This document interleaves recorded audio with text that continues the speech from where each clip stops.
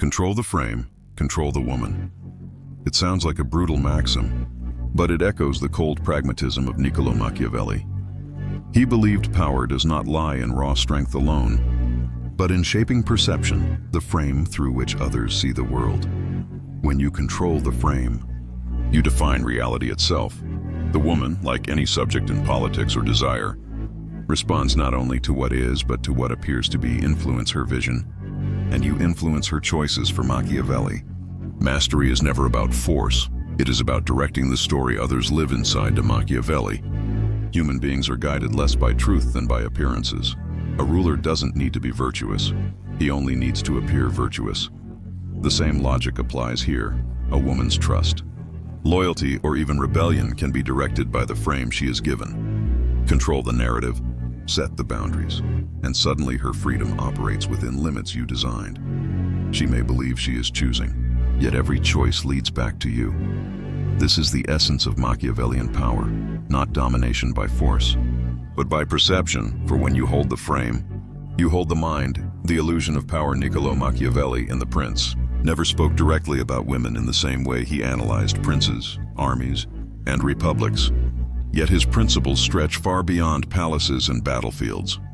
At the heart of his thought lies a razor-edged truth. Human beings are ruled not by reality, but by perception. Whoever controls the appearance of things controls the outcome. Whoever frames the world in a certain way commands those who live inside that frame. It is here that we discover the core of his maxim. Control the frame, control the woman. What is a frame? It is the lens through which people interpret events, words, and choices. A frame does not need to be true. It only needs to be believed.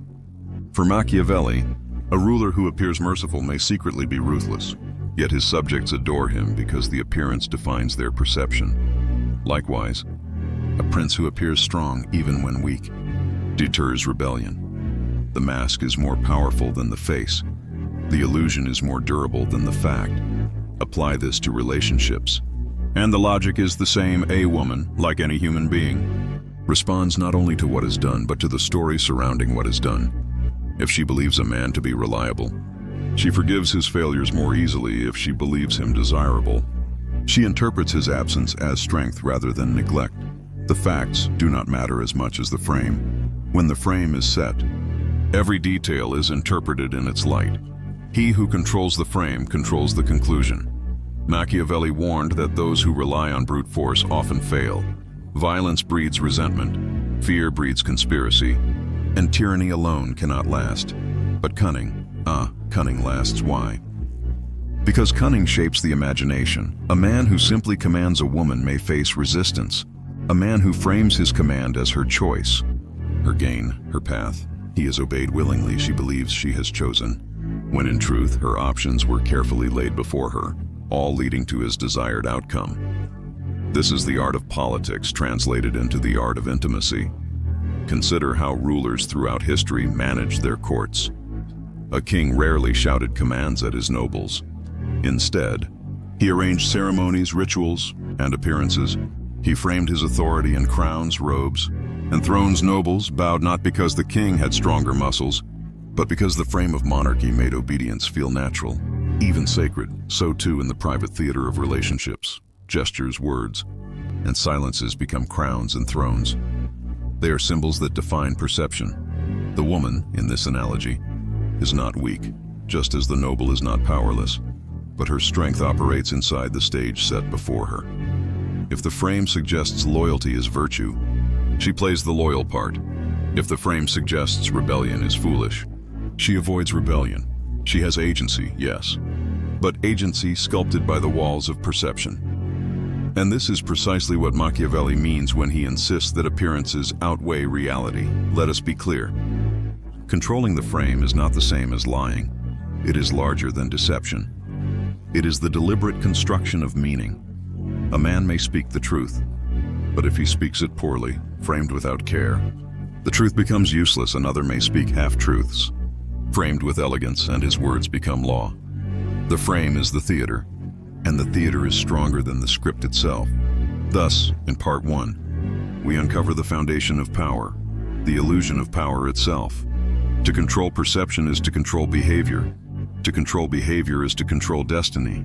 And so, as Machiavelli would whisper from the shadows of Florence, he who controls the frame controls the woman, not by chains, not by force, but by the invisible prison of belief, the architecture of perception. If power lies in perception, then perception itself must be designed. Machiavelli would not leave such a vital matter to chance. He understood that authority is not seized in a single stroke. It is constructed, piece by piece, like the walls of a fortress. To control the frame is to become an architect of the mind, and just as architects know that buildings rest on foundations, so too does influence rest on careful design. Every gesture, every silence, every choice becomes a stone laid into this invisible architecture. A prince who wishes to appear just must sometimes punish with cruelty. A man who wishes to appear desirable must sometimes withdraw. These actions are contradictory in isolation, yet perfectly consistent within the frame. This is the genius of Machiavelli. He knew the audience never judges isolated facts. They judge patterns. A ruler who frames his cruelty as justice, who stages his withdrawal as strength, creates coherence. It is coherence, not truth, that gives the frame its power. Consider the rituals of monarchy, crowns, thrones, processions. All of them are props in a theater of power. Without them, a king is merely a man with wealth. With them, he becomes untouchable. Perception magnifies him, lifts him beyond ordinary measure. The subjects kneel not to the man, but to the symbol. Likewise, in the private theater of intimacy, the smallest details can become symbols. A word spoken with authority, a silence kept at the right moment, a boundary drawn without apology. These are crowns and thrones in miniature. They elevate the man within the frame he has built. Machiavelli insisted that it is better to be feared than loved, if one must choose. Why? Because fear is easier to control, more reliable than love. Yet he also understood that pure fear corrodes loyalty. The wise ruler balances fear with appearances of mercy. He becomes the architect of contradiction, cruel yet merciful, distant yet protective, self-interested yet devoted. The key is not the reality of these traits, but the careful arrangement of their appearance. The frame must be strong enough to absorb contradictions without collapsing. When applied to the dynamics of man and woman, this architecture becomes even clearer. A woman does not respond to strength alone. She responds to the frame that defines what strength means. One man's silence may appear cold, another's may appear confident. One man's gift may seem desperate, another's may seem generous.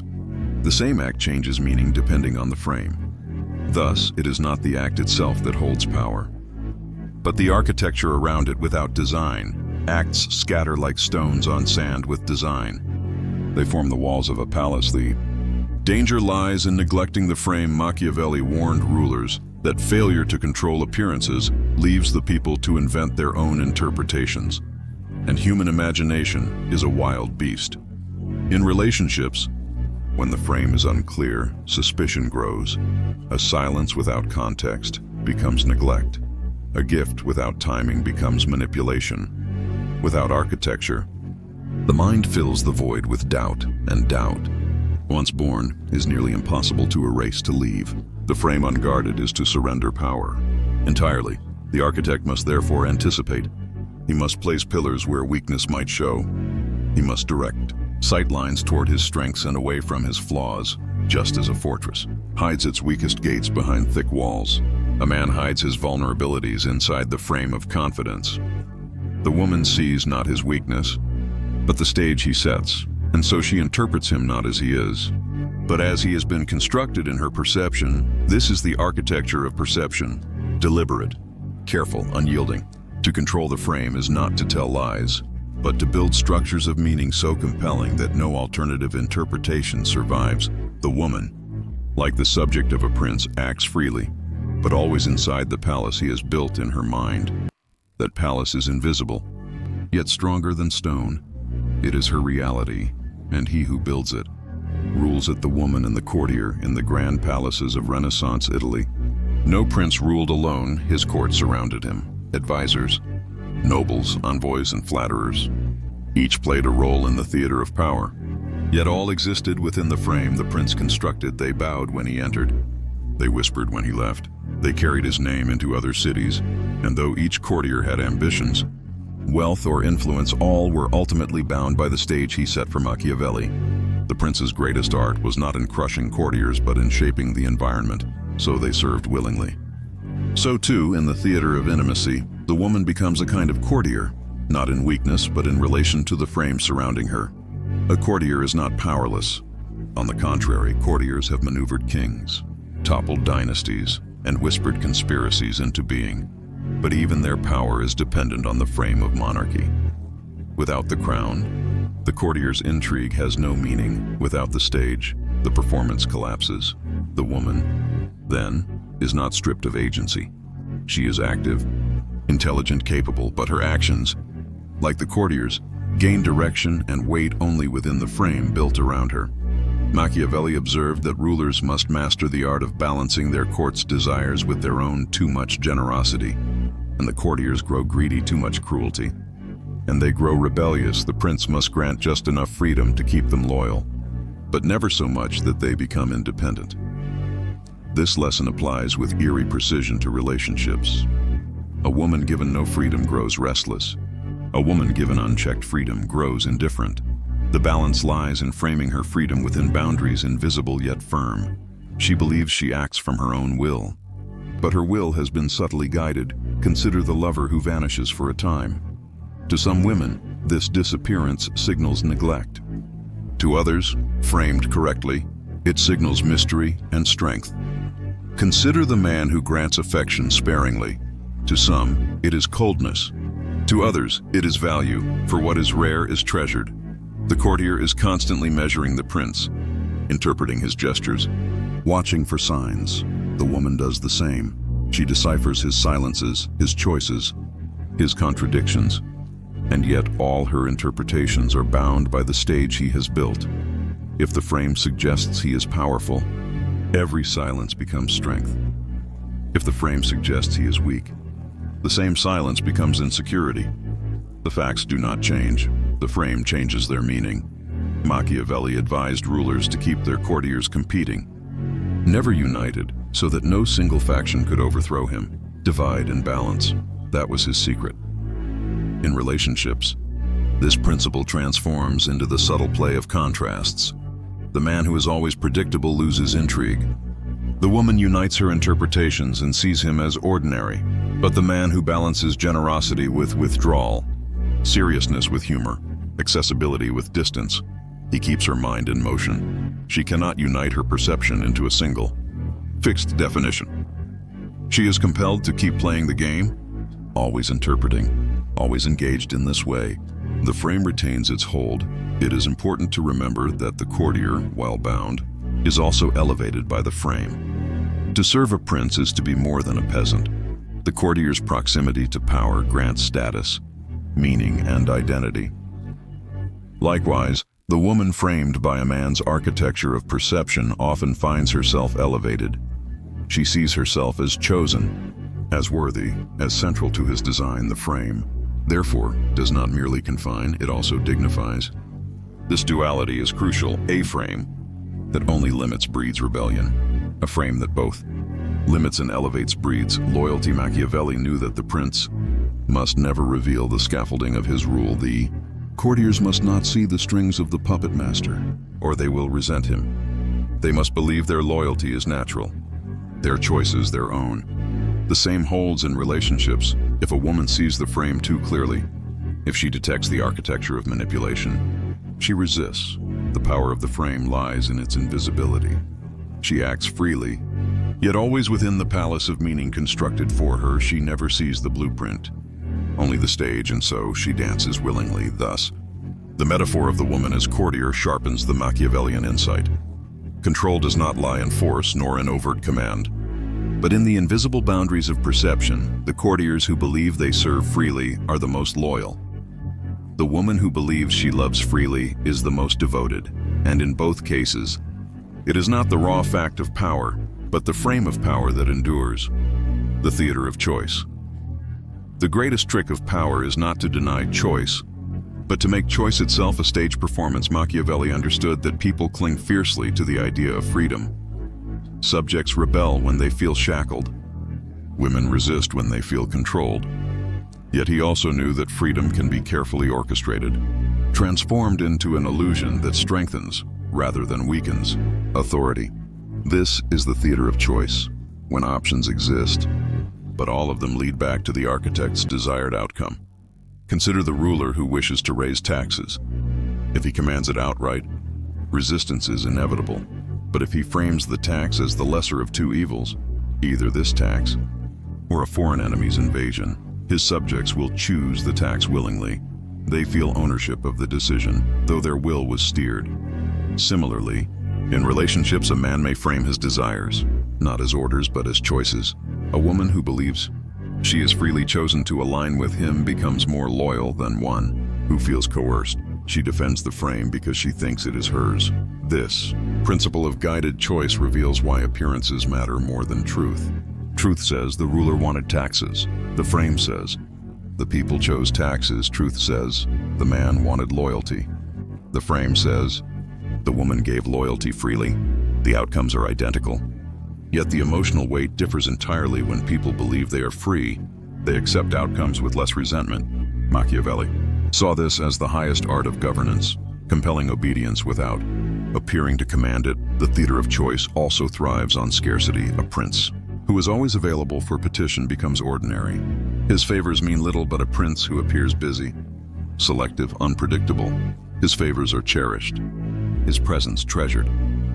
The courtier who receives an audience feels chosen. So too in intimacy. The man who grants affection constantly risks devaluing it. The man who withholds it strategically turns affection into a prize. The woman, when offered rare attention, interprets it as her victory, her choice to pursue and win it. Yet the scarcity was engineered from the start. Machiavelli also warned of the danger of overexposure. Too much transparency invites contempt. Subjects who see their ruler as entirely human lose reverence. A woman who sees a man as entirely accessible loses intrigue. Thus, the architect must veil himself. He must allow glimpses, not full illumination. Each glimpse becomes an invitation to interpret, and in interpretation, the woman invests herself. She fills the gaps with her imagination, and imagination is more powerful than truth. She chooses to believe in the mystery because the frame invites her to. Another tool in the theater of choice is contradiction. Human beings dislike uncertainty, so when presented with contradictory signals, they work harder to resolve them. A ruler who shows cruelty one day and mercy the next keeps his court guessing, dependent on his mood, and thus always attentive. A man who balances warmth with aloofness does the same. The woman must choose how to interpret the contradiction. Is he cold, or is he disciplined? Is he affectionate, or is he testing her? Each answer she gives deepens her investment. The contradictions are not flaws. They are hooks. They create choice where none truly exists. It is in this theater that loyalty becomes unshakable. The courtiers who believe they freely chose their loyalty will defend it even against evidence. The woman who believes her devotion is self-born will cling to it even against reason. And herein lies the paradox of Machiavelli's insight. The most durable obedience is not forced, but chosen, not imposed, but framed, not demanded. But staged freedom itself becomes the strongest chain of course. This theater has dangers. If the frame collapses, if the illusion of choice is exposed, rebellion is swift and merciless. The courtiers who feel deceived will conspire. The woman who feels manipulated will resist with fury. This is why Machiavelli insists on mastery. The frame must be consistent enough to hold, yet flexible enough to adapt. The architect must never grow careless, never expose the scaffolding behind the play. For once the illusion is shattered, no theater can be rebuilt easily, and so, the theater of choice becomes the heart of control. Machiavelli teaches us that power does not mean crushing another's will. It means bending it invisibly. So the other acts as if from freedom. To control the frame is to control not only actions, but desires themselves. The woman, like the subject of a prince, may believe she rules her choices, yet in truth, her choices unfold along the lines drawn by the architect of the frame. and in that hidden architecture lies the deepest form of power. If the theater of choice is the stage, then masks, mirrors, and shadows are its props. Machiavelli insisted that rulers must concern themselves less with who they are, and more with how they appear. The world, he argued, does not peer into the soul, it reads only the mask. For this reason, illusion often outlasts truth. A man may be virtuous but appear corrupt, and he will lose his crown. Another may be corrupt but appear virtuous, and he will thrive. The mask is stronger than the man in Florence. Princes draped themselves in robes of piety. They spoke of justice, mercy, and faith. Yet behind closed doors, they practiced deception and cruelty. Machiavelli did not condemn them for this hypocrisy. He admired it. To him, hypocrisy was not weakness but strategy. If the people needed to see a saint to remain obedient, then the wise ruler painted his face with holiness, even if his heart was steel. What mattered was not the truth but the perception of truth. Here lies a profound lesson. In power, morality is theater. It is a costume worn for effect. A ruler who flaunts his vices loses loyalty. A man who flaunts his flaws loses respect. But the one who cloaks his flaws, reframes his vices as virtues, and reflects only what others long to see, he gains mastery. The mask is not deception. It is adaptation. It is survival in a world where perception is everything. The mirror serves a different purpose. While the mask projects, the mirror reflects. A ruler must learn to reflect the desires of his subjects. He must show them not himself, but themselves in his service. If the people crave strength, he reflects strength. If they crave protection, he reflects guardianship. This reflection binds them, for they see themselves in him likewise, in intimacy.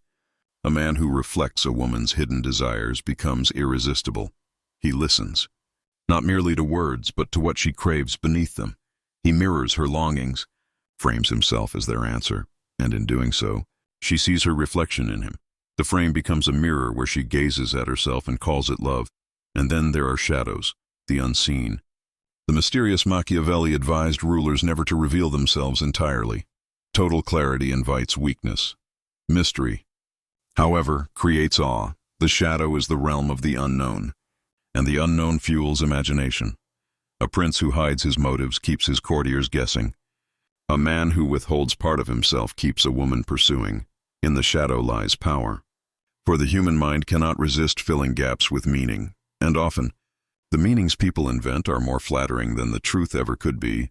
But the mask, the mirror, and the shadow are fragile tools. Wield them clumsily, and they collapse into manipulation too obvious to ignore. A mask that cracks exposes hypocrisy. A mirror that reflects too perfectly reveals insincerity. A shadow too dark becomes suspicion. The art lies in balance, just enough concealment to spark curiosity, just enough reflection to build trust, just enough disguise to protect the truth. The mastery is in never letting the audience glimpse the backstage. For Machiavelli, the ultimate danger was exposure. He knew that once people see the naked truth, they often recoil. Subjects who discover their prince is weak will betray him. A woman who sees a man's frame crumble may turn from love to disdain. Therefore, the wise ruler and the wise lover never allows the illusion to drop fully. He must become the mask, live the reflection, and guard the shadow as carefully as a fortress wall. The illusion must not merely be staged, it must be inhabited. Masks, mirrors, and shadows are not lies in the petty sense. They are instruments of control, necessary for survival in a world that feeds on appearances.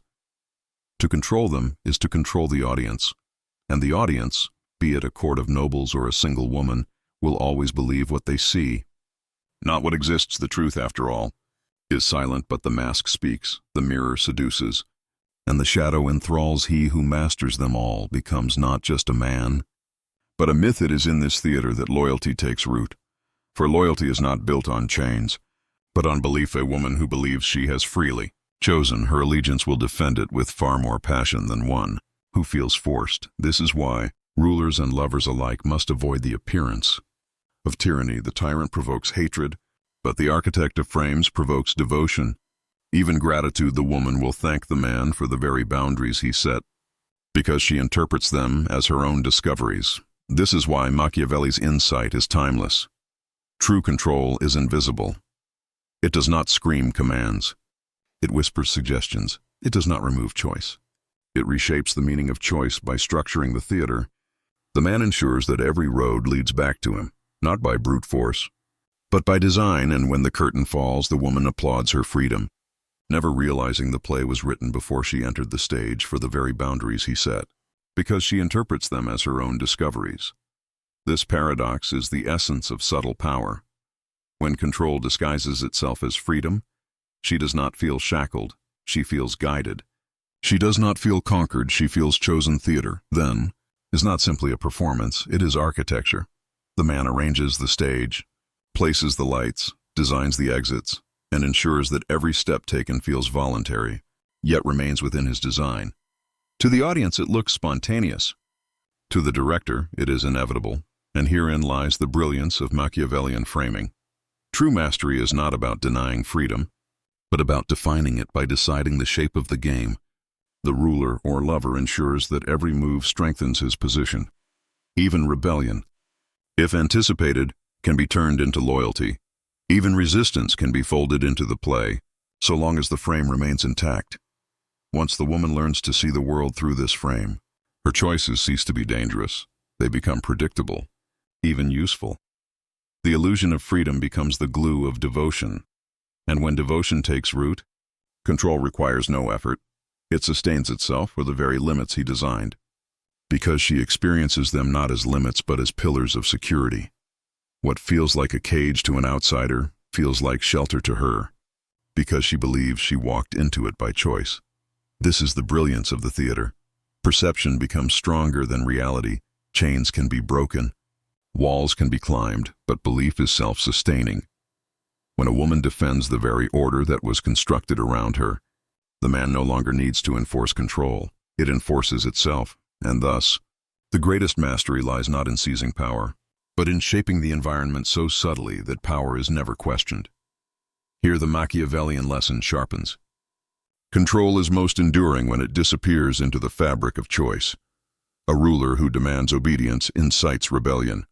A lover who demands devotion breeds resentment.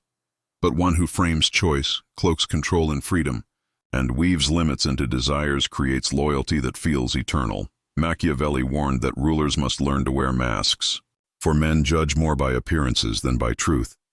The same holds in matters of intimacy. The woman does not fall in love with the bare, unfiltered man. She falls for the mask he chooses to reveal, and if he is wise, he will craft this mask not as a lie, but as a selective truth, a mirror reflecting what she most desires to see. Masks are not deception.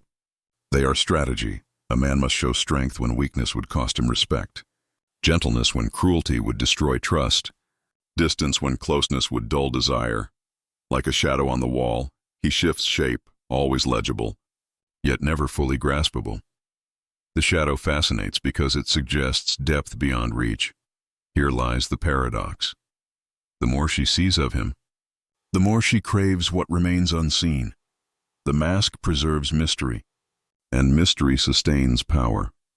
For a man who is fully known is a man fully disarmed, but a man who controls what is revealed ensures that curiosity always draws her deeper into his frame. Thus, power is not brute exposure but elegant concealment. The frame is reinforced not by what is said, but by what is withheld. The lover, like the prince, must master silence as much as speech, darkness as much as light.